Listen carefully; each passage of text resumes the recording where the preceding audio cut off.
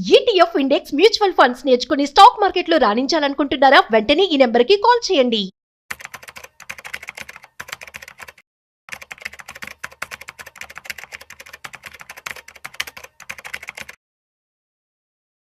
తక్కువ ఇన్వెస్ట్మెంట్ చేయాలి కానీ ఎక్కువ లాభాలు పొందాలి అని చెప్పి అంటూ ఉంటారు చాలా మంది ఇన్వెస్ట్మెంట్ చేసేవారు. సో అలాంటి రిటర్న్స్ ఇచ్చే వాటిని మనం ఏమంటామంటే మల్టీ బ్యాగర్ స్టాక్స్ అంటాం. అయితే మల్టీ బ్యాగర్ స్టాక్స్ అనేవి ఎలా వర్క్ అవుతాయి, at the same time 1x 2x 3x 5x growth కూడా ఇస్తూ ఉంటాయి. అసలు ఇదంతా ఎలా జరుగుతూ ఉంటుంది, at the same time present మార్కెట్లో ఉన్నటువంటి మల్టీ బ్యాగర్ స్టాక్స్ ఏంటో మనం అడిగి తెలుసుకునే ప్రయత్నం చేద్దాం. అయితే ఇవాళ మనతో ఉన్నారు so certified financial planner Anil Kumar Bacchu గారు. సో హాయ్, హలో, నమస్తే, welcome to business buzz with Rajeev Pasupuleti on Suman TV. So let's start. Hi sir, నమస్తే. నమస్తే Rajeev sir, multi bagger stocks అంటే ఎక్కువ returns 1x 2x and 5x returns ఇస్తాయి. అసలు ఇవి ఎలా వర్క్ అవుతాయి, at the same time present ఏమేమి ఉన్నాయి మార్కెట్లో? సో మల్టీ బ్యాగర్స్ వచ్చేసి జనరల్గా ఏంటంటే అంటే ఎక్కువగా డిస్కవర్ అవ్వలేదు, but still there is a huge market. అంటే వాళ్ళు అవి మంచి గ్రో అవుతున్నాయి. సడన్గా ఇన్వెస్టర్స్ డిస్కవరీ అయ్యింది అనుకోండి, గ్రోత్ అనేది ఎంత ఫాస్ట్ ఉందంటే మల్టిపుల్ టైమ్స్ గ్రో అవ్వచ్చు. సో దీనికి కావాల్సిందంటే కొంచెం ఓపిక, కొంచెం సెలెక్షన్ అండ్ కొంచెం అదృష్టం, మూడు కూడా కావాలి. అందుకోసమే మల్టీ బ్యాగర్స్ ఎప్పుడైనా సరే ఓన్లీ 1-2 మీద కాకుండా ఒక 3-4-5 స్టాక్స్లో డైవర్సిఫై చేసుకొని ఉన్న క్యాపిటల్ని కొంచెం కొంచెం చేయడం వల్ల 1-2 అదృష్టం బాగాలేకపోయినా 3 కానీ 2 వచ్చినా మనకి 5 టైమ్సే కాదు 10-20 టైమ్స్ కూడా అయ్యే అవకాశాలు ఉన్నాయి. బట్ పోర్ట్ఫోలియో డైవర్సిఫై చేసుకోవాలి. సో మరి వేరే స్టాక్స్ కి వీటికి సెక్టర్స్ మళ్ళీ జనరల్ గా బ్రాడ్ పోర్ట్ఫోలియో క్రియేట్ చేసేటప్పుడు ఒక 25-30% ని శాటిలైట్ పోర్ట్ఫోలియో అంటామా. There are core portfolio, there is satellite portfolio. Core is where you build according to నీ రిస్క్ ప్రొఫైల్, స్టెబిలిటీ కోసం. కుడ్ బి ఐడియల్లీ 60-70% ఆఫ్ నీ డబ్బుల్ని నువ్వు కోర్ పోర్ట్ఫోలియో బిల్డ్ చేయమంటావు. అందులో కూడా మీ రిస్క్ ప్రొఫైల్, మీ ఏజ్ని బట్టి గ్రోత్ స్టాక్సా, కొంచెం కన్జర్వేటివా, కొంచెం డివిడెండా అనేది కోర్ పోర్ట్ఫోలియో. బట్ శాటిలైట్ పోర్ట్ఫోలియోకి వచ్చేవరకు ఇట్లాంటి multi baggers, small cap stocks, micro cap స్టాక్స్తో ఫిల్ చేస్తే ఏంటంటే కోర్ విల్ గ్రో 70%. ఈ 30 ఏంటంటే అన్ని కాకపోయినా 1-2 పెరిగినా ఈ మన పోర్ట్ఫోలియోకి మంచి బూస్ట్ ఇస్తుంది అనమాట. సో కోర్ ఎట్ లెట్స్ 14%, 15%లో పెరిగినా ఈ వీటి వల్ల సడన్ గా 20-25 అవ్వచ్చు, ఎందుకంటే వీటి కోర్ నుంచి శాటిలైట్ నుంచి వచ్చే బూస్ట్. సో అందుకే మీరు ఓన్లీ 30-40% ఉన్న వాటికి మాత్రమే ఇట్లాంటి మల్టీ బ్యాగర్స్ కానీ ఇట్లాంటి వాటికి పెట్టాలి. ఆ 30-40లో కూడా డోంట్ మరీ ఒక్క స్టాక్ కాకుండా 3-4 స్టాక్స్లో డివైడ్ చేసుకోండి. కాన్సన్ట్రేషన్ ఈజ్ ఇంపార్టెంట్ వెల్త్ క్రియేషన్కి, డైవర్సిఫికేషన్ ఈజ్ ఇంపార్టెంట్ వెల్త్ ప్రిజర్వేషన్కి. అవును, ఓకే, వెల్త్ ప్రిజర్వ్ చేసి కాన్స్టెంట్గా గ్రో కావాలంటే డైవర్సిఫై చేయాలి. బట్ వెల్త్ మల్టిప్లై కావాలి అనుకుంటే రిస్క్ తీసుకొని కాన్సన్ట్రేట్ చేయాలి పోర్ట్ఫోలియోని, కొన్ని స్టాక్స్లో చేయాలి. అవి మనకు అనుకున్నట్టు పర్ఫామ్ చేస్తే మనం అనుకున్నట్టు రిటర్న్స్ కూడా రావచ్చు అనమాట. సో అందుకోసమే ఈ శాటిలైట్ పోర్ట్ఫోలియోలో మాత్రం కొన్ని స్టాక్స్లో అడిషనల్గా ఎక్కువగా ఒక 3-4 స్టాక్స్లో పెట్టుకోవాలి.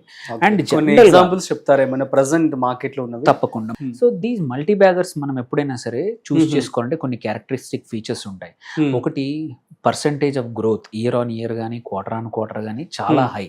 అంటే ఆ సెక్టరే అనుకోండి, ఆ సెక్టర్లో కూడా లీడింగ్ అంటే లీడింగ్ ఉంటుంది. At the same time return on equity కూడా ఇంపార్టెంట్. ఓన్లీ గ్రోతే కాదు, ఈక్విటీ మీద కూడా డిపెండెంట్. అంటే గ్రోత్ అట్లా ఉంటేనే ఆ స్టాక్సే మంచిగా పర్ఫామ్ చేసే అవకాశాలు ఉంటాయి అన్నమాట. సో మనము ఎగ్జాంపుల్ కొన్ని స్టాక్స్ తీసుకుందాము ఏవైతే దీన్ని మనం ఈ స్టాక్స్ ఏవైతే చెప్తున్నామో పొటెన్షియల్ ఉన్న మల్టీ బ్యాగర్ ఉన్న stocks. But at the same time investors కానీ ట్రేడర్స్ ఎవరైతే వాచ్ చేస్తున్నారో వాళ్ళ ఓన్ అనాలిసిస్ కూడా కంపల్సరీ చేసుకోవాలి. చేసుకొని మాత్రమే యాడ్ చేయాలి. ఎందుకంటే this is whatever we are మనం చేస్తుందంతా ఎడ్యుకేషన్ పర్పస్ కోసం మాత్రమే ఈ స్టాక్స్ చెప్తున్నాం అన్నమాట. సో వచ్చేసి ఒకటి E2E నెట్వర్క్స్. సో ఇది ఒక 5,600 కోట్ల మార్కెట్ క్యాప్ ఉన్న company. So revenue percentage per annum growth చూసుకున్న లాస్ట్ 5 yearsకి 45% పర్ యానం గ్రోత్ అవుతుంది. ఇయర్ ఆన్ ఇయర్ 45% రెవెన్యూ పెరుగుతూ ఉంది, which is a wonderful sign. And operating profit కూడా 40% ఇయర్ ఆన్ ఇయర్ 40% CAGRతో పెరుగుతుంది. Profit after tax which is another important thing. ఇవి ఉండడమే కాదు, ప్రాఫిట్ కూడా అంటే నెట్ ఎంత మిగులుతుందో కూడా చూసుకుంటే 48% అనమాట. వన్ ఆఫ్ ద కన్సిస్టెంట్గా ఇంత 3 numbers కన్సిస్టెంట్గా ఉన్నాయి. రిటర్న్ ఆన్ ఈక్విటీ కూడా 29% ఉంది. అండ్ సో వండర్ఫుల్గా ఉంది. అండ్ సో ఇవన్నీ పారామీటర్స్ తీసుకుంటే, అండ్ డెట్ లేదు, 0 debt కంపెనీ. సో ఇవన్నీ చూస్తే ఇది ఒక కుడ్ బి వన్ పొటెన్షియల్ మంచి మల్టీ బ్యాగర్ అయ్యే అవకాశాలు ఉన్నాయి. 3x 5x 10x 100x కూడా తెలియదు, బట్ మంచి స్టాక్. అనుకున్నట్టు మేనేజ్మెంట్ గైడెన్స్ ప్రకారం గోయింగ్ ఫార్వర్డ్ ఇలాగా పర్ఫామ్ చేస్తే మాత్రం మంచి రిటర్న్స్ ఇవ్వచ్చు లాంగ్ టర్మ్కి. అంటే ఇవాళ ఇన్వెస్ట్ చేసి మల్టీ బ్యాగర్స్ ఏంటంటే ఇవాళ చేయగానే 1 monthలో పెరుగుతాయంటే చెప్పలేము. It needs to be discovered ఒకసారి, ఎందుకంటే అన్ని బాగా ఉన్నాయి, అందుకోసమే మనం ఇన్వెస్ట్ చేస్తున్నాం. Just it needs to be discovered అన్నమాట. కొన్ని సెక్టర్స్ ఏమైనా చెప్తారా మరి? ఇంకొన్ని స్టాక్స్ చెప్తాను. ఐసీ మేక్ రిఫ్రిజిరేషన్ అని, సో ఇది కూడా బాగా ఉంది. వీటికి కూడా 33% ఇయర్ ఆన్ ఇయర్ ప్యాట్ ఉంది. మిగిలిన నంబర్స్ కూడా చాలా బాగా ఉన్నాయి. ఈవెన్ ఆర్ఓఐ తీసుకున్నా కానీ నియర్లీ 30% ఉంది. డెట్ టు ఈక్విటీ రేషియో తీసుకున్నా కూడా అన్ని మేనేజబుల్ నంబర్స్ ఉన్నాయి. అట్లాగే రామ్ రత్న వైర్స్ సెగ్మెంట్ ఆల్రెడీ చాలా బాగా పనిచేస్తున్నాయి. పాలీక్యాప్ కానీ వేరే కూడా, ఇది కూడా చిన్న కంపెనీ, ఒక 2,900 కోట్ల మార్కెట్ క్యాప్ ఉన్న కంపెనీ. ఇది కూడా 34% ప్యాట్ అండ్ రెవెన్యూ గ్రోత్ కూడా 20% ఇయర్ ఆన్ ఇయర్ ఉంది 5 years నుంచి యావరేజ్గా. అండ్ ఆర్ఓఐ కూడా బాగా ఉంది. అండ్ ఇది కూడా one of the good company to invest అనమాట. అట్లాగే ఫార్మాస్యూటికల్స్లో ఇంకో కంపెనీ జగ్సన్ పాల్, ఇది 0 debt కంపెనీ ఫార్మాలో. ఇది ఇలాంటి వాటిలో కళ్ళు మూసుకొని పెట్టుబడి పెట్టచ్చు, జనరల్గా పెట్టుకోవచ్చు. ఇక్కడ కూడా ఒక 1,500 కోట్ల మార్కెట్ క్యాప్ ఉన్న company, small cap, micro cap అనమాట. ఇక్కడ కూడా nearly 40% Pat year on year జరుగుతూ ఉంది. ఆపరేటింగ్ ప్రాఫిట్ కూడా 42% ఉంది. సో మంచి పొటెన్షియల్ ఉన్న స్టాక్ జగ్సన్ పాల్ కూడా. విమ్టా ల్యాబ్స్ అనేది ఇది Hyderabad based company, testing laboratory. ఇది కూడా ఒక 2,000 కోట్ల మార్కెట్ క్యాప్ ఉన్న కంపెనీ. ఇది కూడా ఒక 57% ప్యాట్ ఇయర్ ఆన్ ఇయర్ పెరుగుతూ ఉంది. అండ్ ఆర్ఓఐ కూడా బాగుంది. ఇది కూడా 0 debt కంపెనీ. ఓకే. సో ఎందుకంటే యూజువల్లీ 0 debt కంపెనీస్ ఎందుకు మంచివి అంటే, ఇవి ఇప్పుడు లేకుండానే ఎంత బాగా పర్ఫామ్ చేస్తున్నప్పుడు, ఏదైనా మంచి ఆపర్చునిటీ వచ్చినప్పుడు అప్పు తీసుకుంటే డెట్ రైజ్ చేస్తే ఇంకా మంచి రిటర్న్స్ వచ్చే అవకాశం ఉన్నాయి. అందుకోసం ఈజీగా డెట్ కూడా దొరుకుతుంది ఇట్లాంటి కంపెనీస్కి. అండ్ ఇంకొకటి కేపీ ఎనర్జీ ఒకటి, ఫీనియోటెక్స్ కెమికల్స్లో స్పెషాలిటీ కెమికల్ కంపెనీ ఫీనియోటెక్స్. ఇది కూడా ఒక 2,800 కోట్ల మార్కెట్ క్యాప్ ఉన్న company. Nearly 37% year on year profit PAT పెరిగింది. అండ్ ఇది కూడా 0 debt కంపెనీ. సో ఇంత మంచి రెవెన్యూ గ్రోత్ ఉంది, ప్రాఫిట్ గ్రోత్ ఉంది. అట్లాగే కేపీ ఎనర్జీ, ఇది nearly 153% 5 years average PAT. Even revenue growth కూడా 65% ఉంది, వండర్ఫుల్. అండ్ ఆపరేటింగ్ ప్రాఫిట్ కూడా గ్రోత్ 88% ఉంది. సో ఇవన్నీ అంటే ఆల్ దీస్ మిక్స్ అంటే పాయిజ్డ్ ఏంటంటే మంచి గ్రో అవ్వడానికి. ఇంకొకటి Vardhman speciality steels company, regular steel company కాకుండా ఈ స్పెషాలిటీ స్టీల్స్ ప్రొడ్యూస్ చేస్తుంది. ఇది కూడా ఒక 2,100 కోట్ల మార్కెట్ క్యాప్ ఉన్న కంపెనీ. 52% ప్యాట్ గ్రోత్ ఉంది. డెట్ కూడా మల్టీ బ్యాగర్స్ అన్ని కూడాను స్మాల్ లో ఇంకా స్మాల్ క్యాప్స్ అని చెప్పి యూజువల్లీ అలాగే. ఎప్పుడైనా సరే మనము ఒకరు పొడుగు పెరగాలన్నా, గ్రోత్ పెరగాలనుకోండి, 0 నుంచే స్టార్ట్ అవుతుంది. చిన్న ఉంటేనే పెద్దగా పెరిగే అవకాశాలు ఉంటాయి. ఆల్రెడీ 7 feet ఉన్నది అనుకోండి, వాళ్ళు పెరగాలంటే కష్టం.